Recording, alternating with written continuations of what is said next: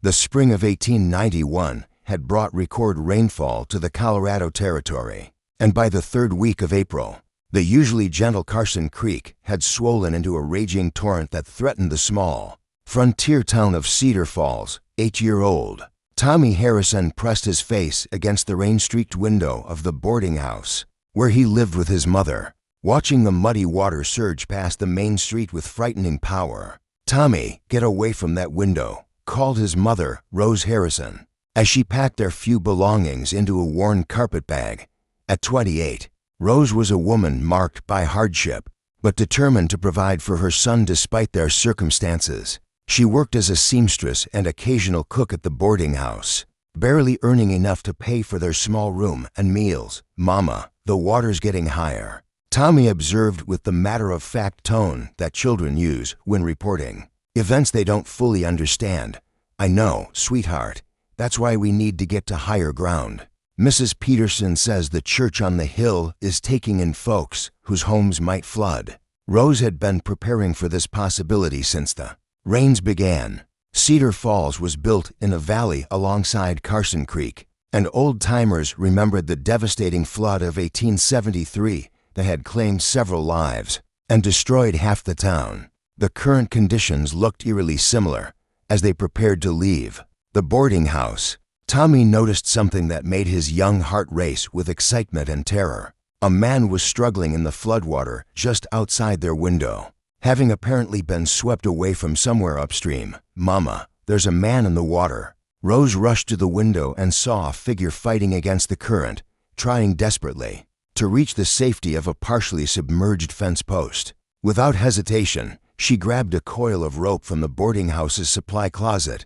"Tommy, stay right here," Rose ordered, but as she opened the door to attempt a rescue, a wall of muddy water crashed through the entrance, knocking her backward and filling the ground floor of the building with knee-deep floodwater.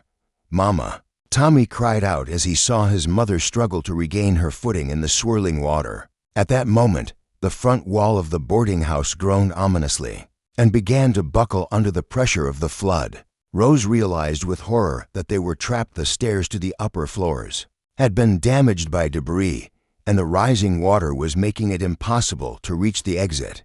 "Tommy, we need to get to the roof," Rose called out, but before she could reach her son, a piece of the damaged staircase collapsed, creating a barrier between them. Outside, the man who had been struggling in the floodwater had managed to reach the boarding house.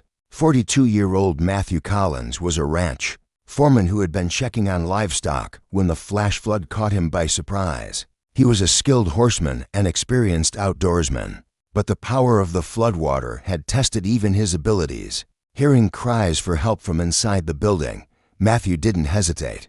Using his rope and the strength developed through years of ranch work, he managed to break through a window on the building's side and wade into the flooded interior. "Where are you?" Matthew called out over the roar of rushing water. "Up here," Rose replied from where she had managed to climb onto a remaining piece of the staircase. "My son is trapped on the other side." Matthew could see Tommy standing on a table that was barely keeping him above the rising water. The boy was trying to be brave, but his fear was evident in his wide eyes and trembling voice. "Can you swim, son?" Matthew asked, approaching Tommy carefully through the treacherous water. "A little," Tommy replied, "but the water's too fast." Matthew assessed the situation quickly. The building was becoming increasingly unstable, and they needed to evacuate immediately.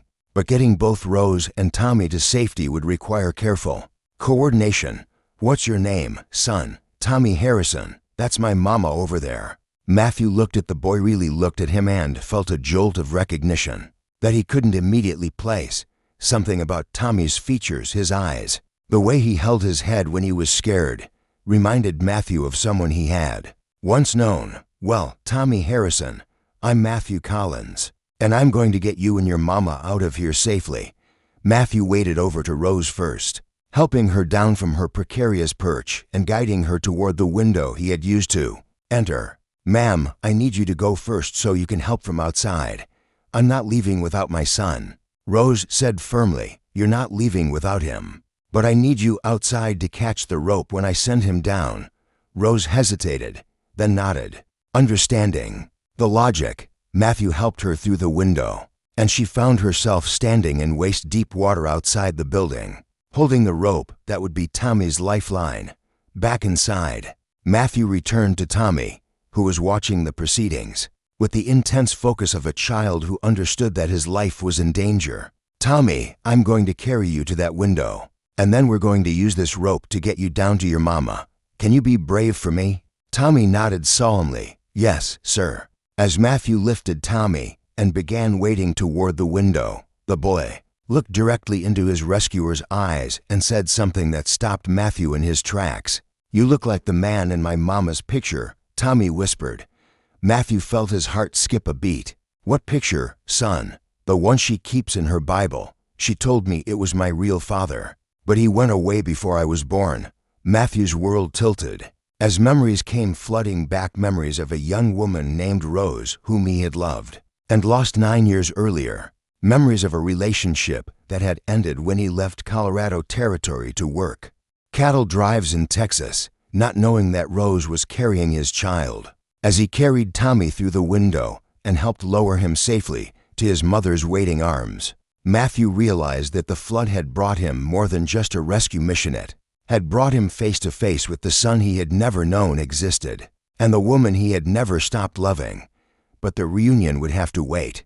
The boarding house was collapsing behind them, and they needed to reach higher ground before the situation became even more dangerous. As the three of them struggled through the floodwater toward the safety of the church on the hill, Matthew's mind raced with questions and possibilities. Tommy's innocent observation had just changed everything about Matthew's understanding of his past and his future. The flood that had threatened to destroy Cedar Falls had instead swept away 9 years of separation and brought together a family that fate had scattered before it even had a chance to form. The church on the hill above Cedar Falls had become a refuge for dozens of families displaced by the flood. The small building was packed with wet, frightened people sharing blankets, food, and stories of narrow escapes from the rising water. Outside, the rain continued to fall, and the floodwater below showed no signs of receding. Matthew had found a quiet corner where Rose could tend to Tommy, who was shivering despite the dry clothes that church ladies had provided.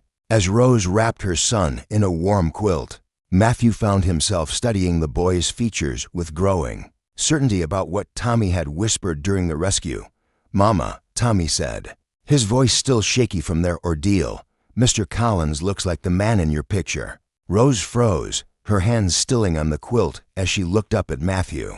For the first time since their rescue, in the lamplight of the church, she could see clearly the face that had haunted her dreams for 9 years older now, weathered by sun and hard work, but unmistakably the man she had loved and lost. "Matthew," Rose whispered, her voice barely audible over the conversations of other refugees around them. "Hello, Rose," Matthew replied, his own voice thick with emotion. "It's been a long time." Tommy looked between his mother and his rescuer, sensing the undercurrent of adult emotions that he didn't fully understand, but recognizing their importance. "Do you two know each other?" Tommy asked with the directness that only children possess. Rose and Matthew exchanged glances, both struggling with how to explain a complicated history to an 8-year-old boy who had just been through a traumatic experience.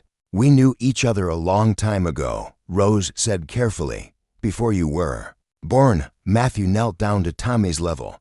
"Tommy, when you mentioned the picture your mama keeps, can you tell me more about what she told you about it?" Tommy looked at his mother for permission to continue, and Rose nodded reluctantly. "Mama said the man in the picture was my real father, but he had to go away for work before I was born. She said he was a good man who would have stayed if he had known about me." Matthew felt his chest tighten with a mixture of grief and anger. Grief for the years he had missed, and anger at the circumstances that had kept this knowledge from him. "Rose," Matthew said quietly, "why didn't you tell me?" Rose's eyes filled with tears. "You had already left for Texas when I realized I was carrying your child. I wrote letters, but they all came back marked addressee unknown. I didn't know how to find you. I was moving between different ranches, following cattle drives. Mail rarely caught up with us, and then I heard rumors. that you had been killed in a stampede outside Amarillo. I stopped trying to reach you because I thought," Rose's voice broke, "I thought you were dead." Matthew's jaw tightened. "That was my partner, Jake Morrison. We were riding together when the stampede hit. I was thrown clear, but Jake was trampled. People who didn't know us well might have mistaken one for the other." Tommy had been listening to this conversation with growing understanding. "So you really are my father." Matthew looked at this boy, his son, and felt 9 years of mist. Birthdays, bedtime stories, and proud moments wash over him like another flood. "Yes, Tommy, I believe I am.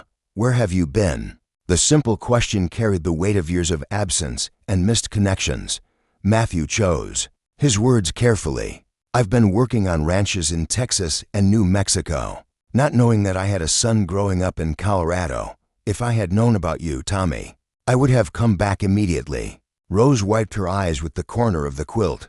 "Matthew, I want you to know that I never spoke badly of you to Tommy. I always told him that his father was a good man who would have been proud of him. And I would have been," Matthew said, studying Tommy's intelligent eyes and serious expression.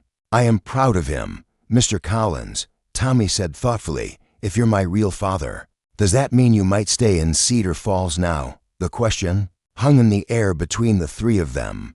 Matthew had been working as a foreman on a ranch outside Denver, a good job that required his return within the week. But discovering that he had a son and seeing Rose again had changed everything about his priorities. "Tommy," Matthew said carefully, "that's something your mother and I will need to discuss. There are a lot of things to figure out." Rose spoke up, her voice gaining strength. "Matthew, I don't expect anything from you. Tommy and I have managed on our own for 8 years. I just want you to know that he's a wonderful boy, and you would have every reason to be proud of him. Rose, I can see that you've raised him well, but now that I know he exists, I can't just walk away. He's my son." "What does that mean?" Rose asked, fear creeping into her voice. "Are you going to try to take him from me?" Matthew saw the terror in Rose's eyes and realized she was afraid that he might use his parental rights to remove Tommy from her care. "No, Rose, I would never separate a boy from his mother, but I would like to be part of his life, if you'll let me." Tommy had been following this conversation with the intensity of a child whose entire world was being redefined. "Mama," Tommy said, "remember how you always said that families come in different shapes? Maybe our family is supposed to have a father too." Rose looked at her son, amazed by his wisdom and resilience, even after the trauma of the flood and the shock of meeting his father. Tommy was trying to help the adults navigate this complicated situation. "What do you think about that, sweetheart?" Rose asked. "I think it would be nice to have a father," Tommy said simply, "especially one who's brave enough to save people from floods." Matthew felt his heart swell with love for this boy who was handling such momentous changes with remarkable grace. "Tommy," Matthew said, "would you like me to be your father, not just because we share blood, but because we choose to be a family?" Tommy looked at his mother, then back at Matthew. "Can I think about it?" "Of course you can," Matthew replied.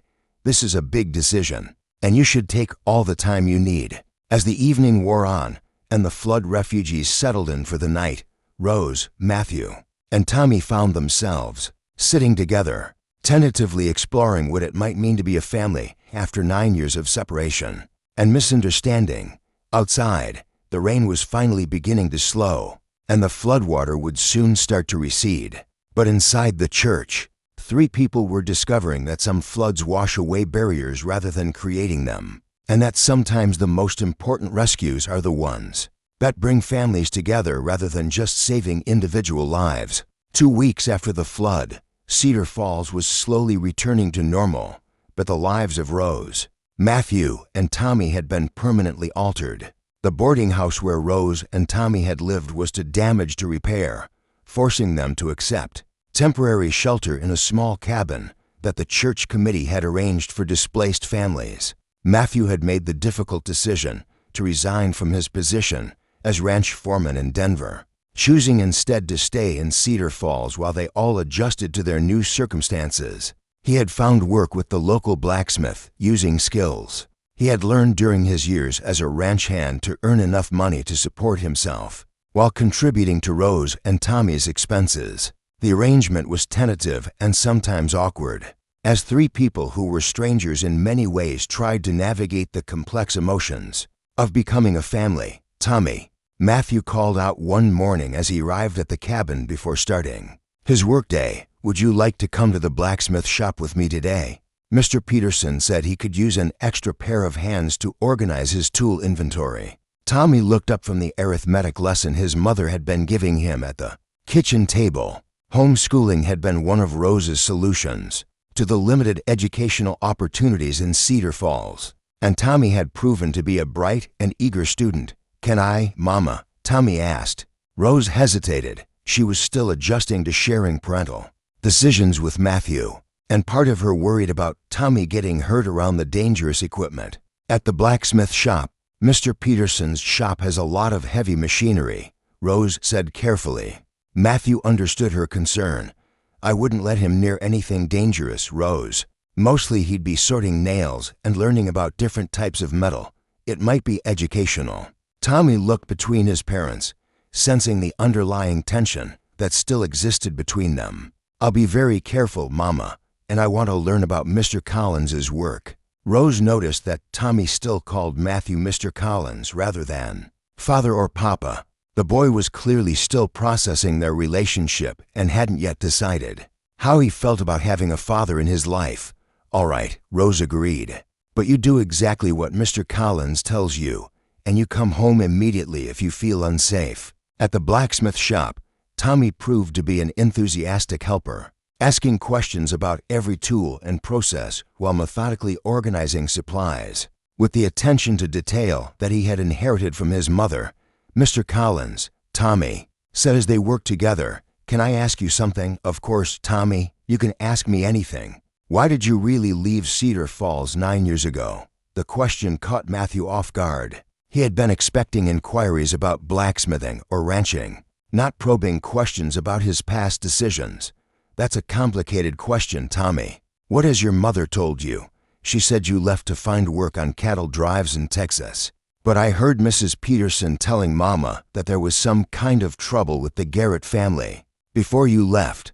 Matthew set down the horseshoe he had been shaping and looked at Tommy seriously. The boy was clearly more observant and intelligent than most adults gave him credit for. "Tommy, you're right that there was trouble with the Garrett family. They owned the largest ranch in this area, and I was working for them when I started courting your mother."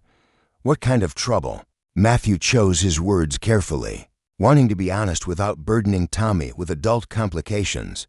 "The Garretts didn't approve of their employees having relationships with townspeople. They thought it was a distraction from work. When they found out about your mother and me, they gave me a choice: end the relationship or find work elsewhere." "What did you do?" "I chose to leave rather than give up your mother. I thought I could find work in Texas, save money, and come back for her when I was more established." Tommy absorbed this information. "But you never came back." "No, I never came back. And that was a mistake that I've regretted every day for 9 years." "Why was it a mistake?" Matthew knelt down to Tommy. "S-level. Because I should have stayed and fought for what mattered to me. I should have found a way to make things work here, instead of running away to chase opportunities somewhere else. And now I know that the most important things in life aren't jobs or money, or what other people think. The most important things are the people you love and who love you back." Tommy was quiet for several minutes, processing this conversation while continuing to sort nails by size. "Mr. Collins," Tommy said finally, "if you had stayed 9 years ago, would you have married my mama?" "Yes, Tommy. I would have married your mother and been there when you were born. And every day since then. Would you still want to marry her?" Now Matthew felt his heart race. "Tommy, that's something your mother and I would need to discuss together. Marriage is a decision that two people have to make together. But if she said yes, would you want to?" Matthew looked at this earnest, 8-year-old boy who was trying to understand the adult world around him and make sense of his own place in it. "Yes, Tommy, if your mother would have me. I would very much like to marry her and be a real family with both of you." "Then why don't you ask her?" The simplicity of the question made Matthew smile. because these things are complicated, son. Your mother and I need time to get to know each other again. We're not the same people we were 9 years ago. Are you better people or worse people? I think we're both better people. We've learned things about ourselves and about life that we didn't know when we were younger. Tommy nodded thoughtfully. Mama always says that hard things teach us important lessons. Your mother is a wise woman. I know. That's why I think you should ask her to marry you soon, before someone else realizes how wise and pretty she is. Matthew felt a surge of love for this boy who was trying to manage the adults in his life, with the earnest determination of someone who wanted his family to be secure and happy. Tommy, can I ask you something now? Yes, sir.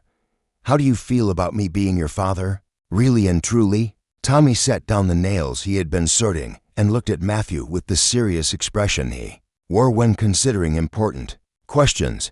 I feel scared sometimes because I don't know if you'll stay or leave again. But I also feel happy because I finally have a father like other kids do. And I feel proud because you're brave and strong and other people respect you. And what would make you feel less scared? If you promise to stay even when things get difficult. And if you and Mama got married so we could be a real family that no one could break apart. Matthew felt the weight of responsibility settling on his shoulders. Not just the responsibility of being a father, but the responsibility of proving to a boy who had already experienced abandonment that some promises can be kept. Tommy, I promise you that I will never leave you and your mother again, no matter what difficulties we face. And I promise that I will do everything in my power to make us a real family. Tommy smiled for the first time since their conversation began. Then maybe you could call me son instead of Tommy sometimes. I'd like that very much, son. As they returned to their work, both Matthew and Tommy understood that they had taken an important step toward becoming father and son in more than just biological fact. But the real test would come when Matthew found the courage to have a similar conversation with Rose about their future together. 6 months after the flood, Cedar Falls was thriving with new construction and renewed community spirit. The disaster had brought people together in ways that continued long after the floodwater receded, creating lasting bonds and collaborative efforts that strengthened the entire town. For Rose, Matthew, and Tommy, the time had been one of gradual adjustment and growing trust. Matthew had proven himself to be a reliable provider and devoted father, while Rose had slowly opened her heart to the possibility that their love could be rebuilt on a stronger foundation than it had possessed 9 years earlier. Tommy had become the bridge between his parents, naturally facilitating conversations and activities that helped them rediscover their compatibility. His 8-year-old wisdom often cut through adult complications with startling clarity. On this particular autumn morning, Matthew had asked Rose to meet him at the site where the old boarding house had stood. The lot had been cleared of debris, and Matthew had been working with a small crew to construct something that he hoped would surprise and please both Rose and Tommy. What is this about, Matthew? Rose asked as they approached the construction site, with Tommy skipping ahead of them, excited by the mystery. I wanted to show you something that I've been working on during my spare time, Matthew replied, his nervousness evident despite his attempts to appear casual. What Rose saw took her breath away. Where the boarding house had once stood, the foundation of a new house was taking shape, not a grand mansion, but a solid, well-designed family home with a front porch, multiple bedrooms, and windows positioned to catch the morning sun. Matthew, Rose whispered. What is this? Tommy had run ahead and was exploring the construction with the enthusiasm of a boy who had never had a real home of his own. Mama, look, there's going to be a room just for me, and a big kitchen, and Mr. Collins says there might even be space for a workshop. Matthew took Rose's hand gently. Rose, I know we've been taking things slowly, and I know you have every reason to be cautious about trusting me with your heart again. But I wanted to show you that my commitment to you and Tommy isn't just words. You're building us a house. I'm building us a home, if you'll have it, and if you'll have me. Rose felt tears starting to form as she looked at the foundation that represented not just shelter, but stability, permanence, and faith in their future together. Mr. Peterson and several other men in town have been helping me with the construction. In exchange for blacksmith work, Matthew continued. The church committee donated some of the materials. This house represents not just my commitment to you, but the community's investment in our family. Tommy came running back to them, his face flushed with excitement. Mama, did you see the big window in what's going to be the kitchen? Mr. Collins says you'll be able to see the mountains while you cook. Rose looked at Matthew with a mixture of love, gratitude, and lingering fear. Matthew, this is wonderful, but you're scared, Matthew finished gently. You're scared that I'll disappoint you again, or that something will happen to take this all away. Yes, Rose admitted. I'm scared. Matthew knelt down and motioned for Tommy to join them. Tommy, would you come here for a minute? I want to ask you and your mother something very important. Tommy approached with the serious expression he wore when adults needed his attention for significant matters. Rose Harrison, Matthew said, pulling a simple gold ring from his pocket. And Tommy Harrison, would you do me the honor of becoming my family officially? Rose, will you marry me? And Tommy, will you let me adopt you as my son? Rose stared at the ring, not an expensive or elaborate piece, but clearly chosen with care and love. Where did you get this? Rose asked, her voice trembling. It was my grandmother's ring. My mother gave it to me before she died, telling me to save it for the woman I wanted to spend my life with. I've been carrying it for 9 years, waiting for the right moment to offer it to you. Tommy looked between his parents with growing excitement. Does this mean we'll really be a family, with the same last name and everything? If your mother says yes, Matthew replied. Rose looked at the house foundation, at the ring, at Matthew's hopeful face, and at Tommy's eager expression. She thought about the 9 years of struggle, loneliness, and uncertainty, and weighed them against the possibility of security, love, and partnership. Yes, Rose said simply. Yes to both questions. Tommy whooped with joy and threw his arms around both adults, while Matthew slipped the ring onto Rose's finger with hands that shook slightly from emotion. When can we get married?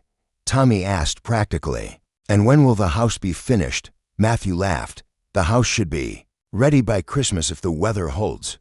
As for the wedding, that's up to your mother. Rose looked around at the construction site that would become their home, at the man who had found his way back to her through flood and faith, and at the son who had been wise enough to help them all find their way to each other. I think we should have the wedding here, Rose said, on the front porch of our new house, surrounded by the community that helped make it possible. That sounds perfect, Matthew agreed. 3 months later, on a crisp December day, Rose Harrison became Rose Collins in a ceremony held on the completed front porch of their new home. Tommy served as best man, proudly wearing a new suit and carrying the rings for both ceremonies, his mother's wedding and his own adoption. The entire town of Cedar Falls attended the celebration, understanding that this family represented something important about resilience, second chances, and the power of community support during difficult times. Reverend Matthews, who performed the ceremony, spoke about how floods could be destructive forces, but they could also clear away obstacles that had prevented good things from reaching their proper destinations. Sometimes, the Reverend said, we need storms to remind us what really matters, and floods to bring together what was always meant to be connected. As the new Collins family stood together on their front porch, surrounded by friends and neighbors, Tommy made an observation that would become family legend. You know, Tommy said to his parents during the reception, I'm glad I told Mr. Collins that he looked like the man in Mama's picture. Otherwise, you might never have figured out that you belonged together. Rose and Matthew exchanged glances, both understanding that their 8-year-old son had played a crucial role in bringing them together, not just through his innocent observation during the flood, but through his wisdom, patience, and determination to help them become a real family. Years later, when Tommy was grown and had children of his own, he would tell them the story of how a flood had brought his parents together, and how sometimes the most important rescues are the ones that save not just lives but love, hope, and the possibility of families that were always meant to be. The house that Matthew had built still stands in Cedar Falls, a testament to the truth that the strongest foundations are built, not just with wood and stone, but with faith, commitment, and the understanding that some promises are worth waiting a lifetime to keep.